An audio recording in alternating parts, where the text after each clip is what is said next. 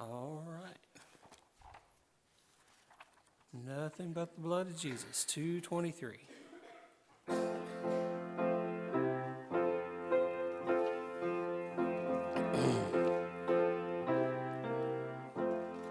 What can wash away my sin? Nothing but the blood of Jesus. What can make me whole again? Nothing but the blood of Jesus. Oh, precious is the flow that makes me white as snow. No other fount I know, nothing but the blood of Jesus. For my pardon this I see, nothing but the blood of Jesus. For my cleansing this my plea, nothing but the blood of Jesus. Oh, precious is the flow that makes me white as snow. No other fount I know, nothing but the blood of Jesus. This is all my hope and peace, nothing but the blood of Jesus. This is all my righteousness, nothing but the blood of Jesus. Oh, precious is the flow that makes me white as snow. No other fount I know, nothing but the blood of Jesus. Amen. Have faith in God.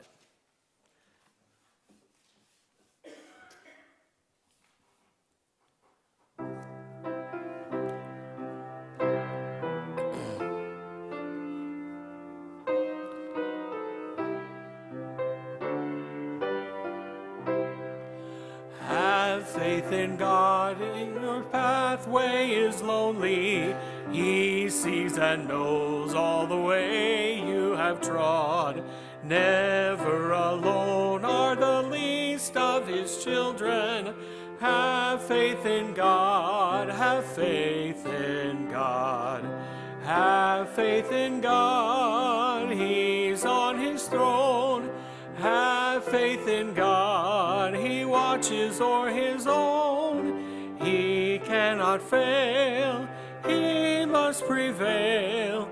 Have faith in God, have faith in God.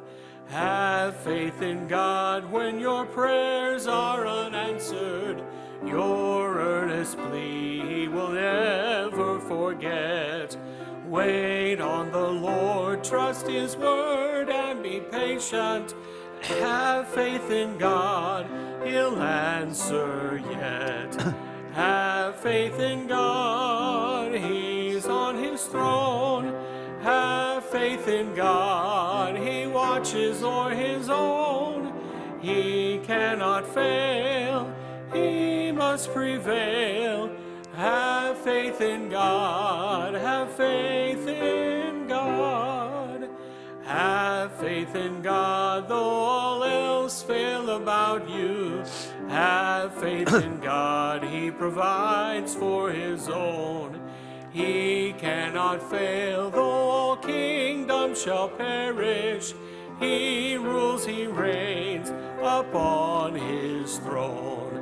Have faith in God, he's on his throne. Have faith in God, he watches o'er his own. He cannot fail, he must prevail. Have faith in God, have faith in God. Well, good evening. Am I on? Yeah, there I am. Is this one off? Good. I'll turn this one around. I don't know how much. Have y'all listened at all on Wednesday nights after you got home to see if you can hear people back here? Not really? Not really well. I've tried to listen to the recording, and once in a while I hear somebody. Yeah? Okay. Well, you might have to speak up. Use your teacher voice. I don't have much one right now. Getting on your kid's voice, that would work too, yeah. Before I forget, we have been invited to join the kids for pizza. I think the kids have already eaten, but it looked like he bought 20 pizzas. So there's lots and lots of pizza back there. So maybe we'll end up early so you can go in and get you some pizza. So what was the main favorite thing you read this week about God? He's always there. He's always there, yeah. I don't care how many times he makes you go someplace else, he always brings you back if you ask Yep. him for a minute. That's right. He does follow through on his promises, and those promises are not only for good, but also promises to discipline us when we go wrong and when we true in his judgment. We see that all through the kings, all through the history. And every time they kind of keep moving away further and further away, God judges them, but he always has a remnant. I like it in, I think it's in Ezekiel where he talks about the different people were killed by whatever. There was war and famine and all these things, and he was cutting up his hair and he stuck some inside his belt. That's the remnant. It's always there, and I always like that image. He always has a remnant. He keeps a remnant around. He's always good about that. Kind of like when he was protecting the seed, right? Yep. I mean, Protecting the seed. Yep. the seed of a woman.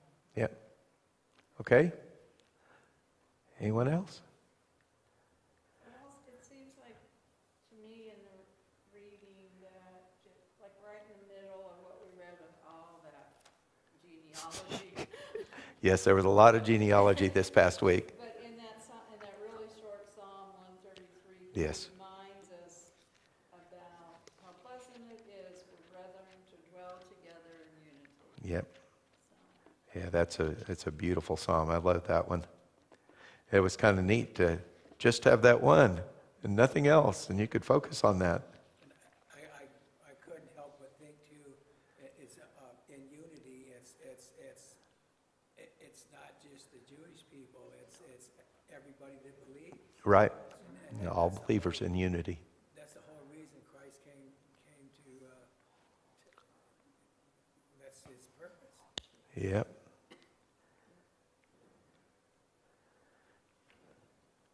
I also like the fact that through this, it makes more sense that the genealogy has a real purpose. Yes. I mean, and it had never entered my mind before. And what is that purpose? So the- Because we're going to ask it later, so. Well, after they go away into exile someplace, when God forgives them and brings them back, they got to know where to go and who to be with. Right. They got to go back to their family holdings or whatever. The plot of land that was given to their tribe, their family.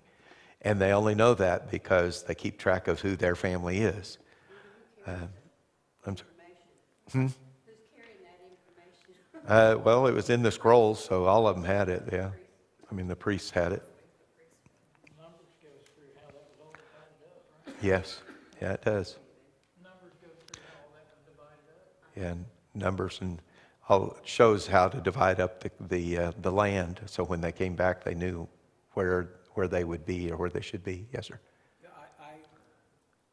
I did not think when watching the review of, when she talks about the short video on the chapters, and the point that Lou made, so they know where to go. I Yeah. never thought of that. Yeah. And whenever I read it, I just always read it through to get to the next. Right.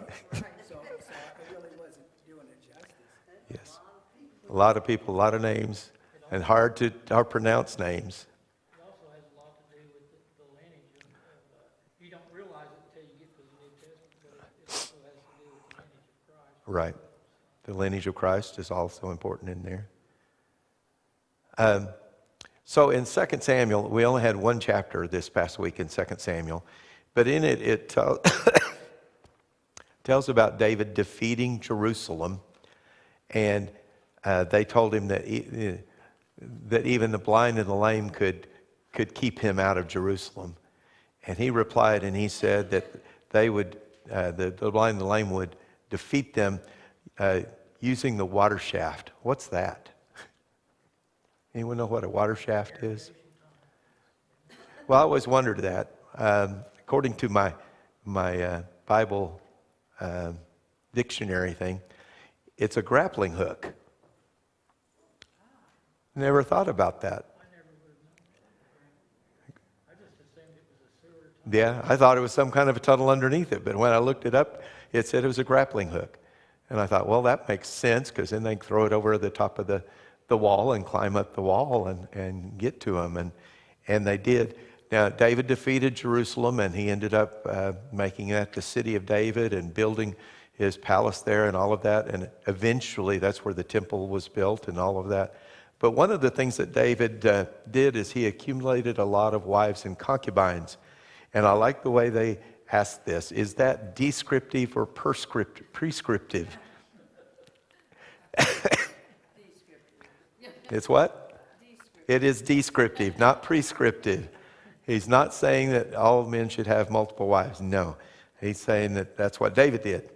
And what is Deuteronomy? Do you remember what it said in Deuteronomy about the king? He said what the God said to the king in 17:17. It says, he must not take many wives, or his heart will be led astray. He must not accumulate large amounts of silver or gold, because his heart would be led astray. So every king was required to write out a copy of the Pentateuch, those 5 things, which included that verse. So yeah, that was not a good thing, and I think David knew that, but that was one of his downfalls. And Solomon too. Yes, Solomon even worse. That's that one thing about what one generation allows, the next one it takes it to extreme. Yeah. In chapter 5 also, David defeated the Philistines on 2 occasions. What did he do both times before attacking? He sought the Lord. And the first time, what did the Lord say? Yeah, go straight at him, get him.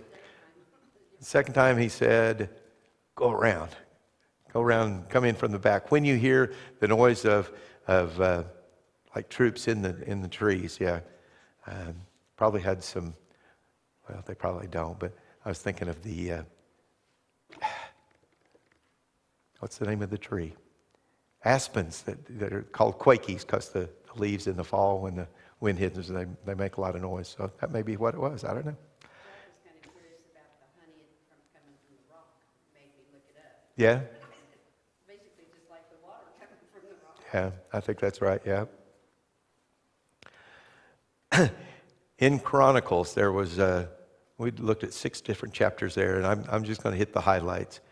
But God promises the Israelites that when they rebel, it wasn't if, but when they rebel, he will send them into exile, but he will bring them back again. So, why were the genealogy department? I should have read this whole thing, because we already talked about that. Never mind. David started a new role within the temple service. Do y'all remember what that was? Musicians, yeah.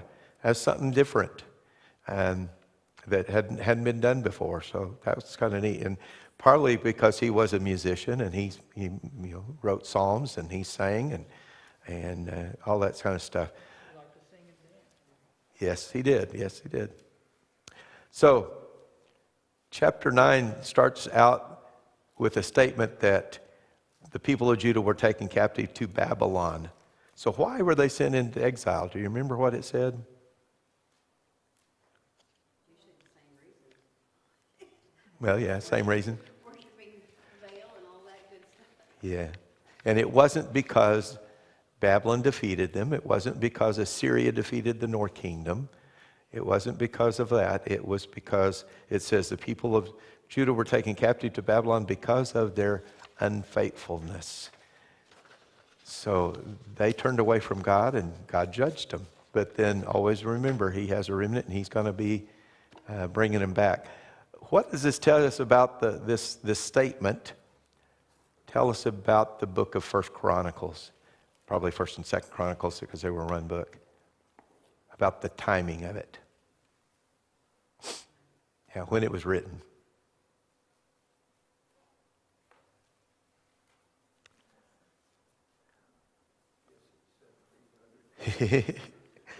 Well, it had to be written after they were carried off into captivity, right?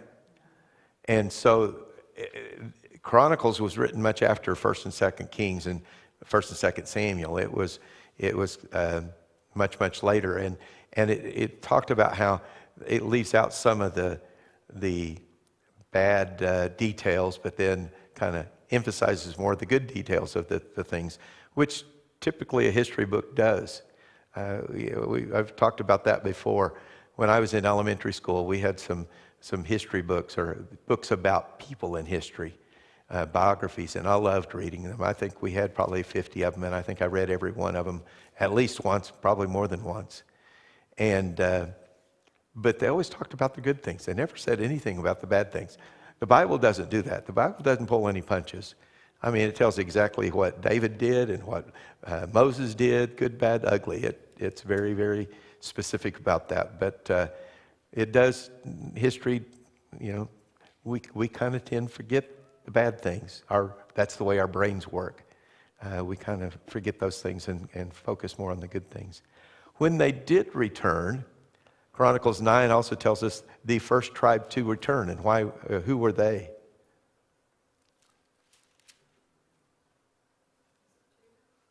No. The Levites. The priests and the Levites were and the temple servants is what it says. They were the first ones to come back. Why do you think that's important? Yeah, have them worshiping God when they get there. They're also the ones with the scrolls that know where everyone's supposed to be. And they know how to use the utensils and take care of them. All of that kind of stuff. And the last question I have about this was, it talks about Saul's death. It doesn't go into a lot of detail with it, if I remember right, but it does make a statement of why Saul died. Do y'all remember? It's very, very similar to the same reason I asked why they were sent into exile. He didn't follow God, yes. Yeah. It says that Saul died because he was unfaithful to the Lord. He did not keep the word of the Lord and even consulted a medium for guidance. It wasn't because he was defeated in battle. Okay? He turned away from God, and that's why that's why he died. He did. He fell on his own sword. There's a riddle or something. I've seen it. It's been a long time ago about how many people in the Bible committed suicide, and I don't know, there's like 7 of them. And at one time I could tell you what all 7 of them were, but Saul and his attendant were 2 of them. Yeah, armor bearer were 2 of them. Samson was one. Anyway. Yeah, he tried to get his armor bearer. Yes. How do you put it? He didn't want bad guys. Yes. Yes. Okay, and then Psalms. We had a lot of Psalms. Anything stand out to you in the book of Psalms that we read or that you listened to? Just how we still use some of those today. Yes, we do. Yep. There's a lot of words in there that are still songs today. Yep. That's what, excuse me. I'll start reading a psalm, and then when I read some of those phrases, then I start singing that song over and over. Oh, yeah, get back to where I'm doing here. The things that stood out to me, at least in the recap, not so much while reading the song, but when she said that, I'm not going to be able to pronounce his name, but when the guy was talking to God, he was basically saying, it's your fault that I'm Yeah. I don't remember, but that's,